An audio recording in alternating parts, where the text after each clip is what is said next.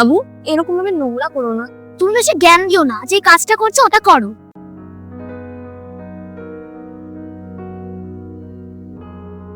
বাবু, জায়গাটা আমি মাত্র মুছলাম, একটু শুকিয়ে যেত তারপরে তুমি যেতে। তো কি হয়েছে, আর একবার মুছে নাও না, তুমি তো এবারে কাজের লোক, আমি বেশি মা হওয়ার চেষ্টা করো না। দেবজানি, তুমি এটা ওনার সাথে কিভাবে কথা বলছো? বড়দের সাথে কেউ এরকম ভাবে কথা বলে?